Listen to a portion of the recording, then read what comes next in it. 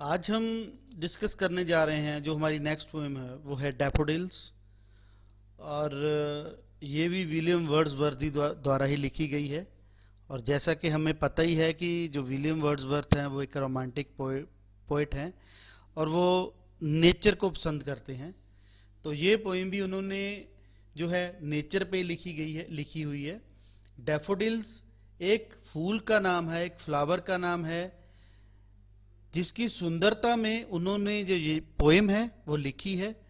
Actual में हुआ क्या, एक बार वो अपनी बहन के साथ जा रहे थे तो उन्होंने डैफोडिल एक फ्लावर जो था वो रास्ते में देखा। तो उन्होंने वही डिसाइड कर लिया कि मैं अब जो अपनी नेक्स्ट पोएम है वो इसी फूल पे बनाऊंगा। तो उन्होंने जो है बड़ी ही सुंदर पोएम जो है डैफोडिल्स उस फूल डैफोडिल्स पे लिखी जो कि गोल्डन कलर का होता है। तो आज हम डिस्कस करेंगे डैफोडिल्स की समरी, क्योंकि एग्जाम में वेरी इंपॉर्टेंट क्वेश्चन, ये क्वेश्चन बहुत बार पूछा जाता है। Right the summary of the poem daffodils, critical analysis of daffodils by William Wordsworth, and give in your own words summary of the poem daffodils and explaining the development of through the poem how nature imparts a long lasting impact on one's mind। ये third question है, जो इसका मतलब ये है कि summary लिखिए और बताइए कि कैसे जो है ये नेचर जो है वो कैसे माइंड को जो है वो लॉन्ग इम्पैक्ट डालती है, बहुत ही ज़्यादा प्रभावशाली रहती है, उसके बारे में बताया गया। तो हम स्टार्ट कर रहे हैं डैफोडिल्स की जो शॉर्ट समरी है जो एग्ज़ाम में पूछी जा सकती है और मोस्ट इम्पॉर्टेंट है। तो शुरू करते हैं। The daffodils is a beautiful poem written by William Wordsworth. जैसा कि मैंने आपको पहले ही बताया है कि जो द डैफोडिल्स है एक बहुत ही सुंदर कविता है रिटन बाय विलियम वर्ड्सवर्थ, जो कि विलियम वर्ड्सवर्थ जो हमारे कवि हैं उनके द्वारा लिखी गई है। William is a well known romantic poet. जो विलियम वर्ड्सवर्थ हैं वो बहुत ही रोमांटिक जो हैं वो पोएट हैं। The one day the poet was wandering alone. तो डैफोडिल शुरू होती है कि the one day poet was wandering all alone.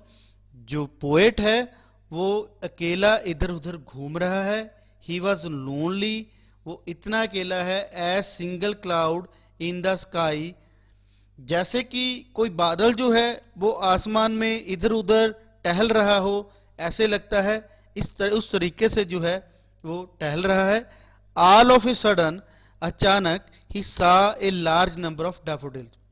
जो उनकी नजर है वो डैफोडिल्स एक बहुत ज्यादा बड़े जो है बहुत ज्यादा क्वांटिटी में जो डैफोडिल्स हैं उन पे उनकी नजर पड़ती है।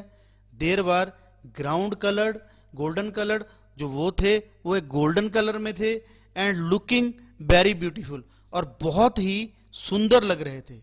दे were growing on the bank of a lake. जो फूल थे वो नदी के किनारे पे खिले हुए थे। नदी के किनारे पर जो थे वो ग्रो कर रहे थे, बढ़ रहे थे। The gentle breeze was blowing, और बहुत ही जो है जेंटल ब्रीज कहते हैं, बहुत ही सुहावनी हवा थी वो चल रही थी। The daffodils were weaving and dancing in it. जो डैफोडिल्स थे वो इधर उधर झूल रहे थे हवा में, और ऐसे लग रहा था जैसे वो डांस कर रहे हों।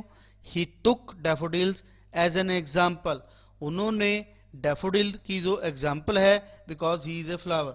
उस समय उन्हें डैफोडिल्स नहीं लग रहा था, बल्कि उन्हें यह लग रहा था कि वो ही एक फ्लावर हो और वो भी उसी तरीके से झूम रहे थे, मदहोश हुए थे उन फ्लावर्स में। देर वर थाउजेंड्स ऑफ देम, हजारों की गिनती में जो फ्लावर्स थे।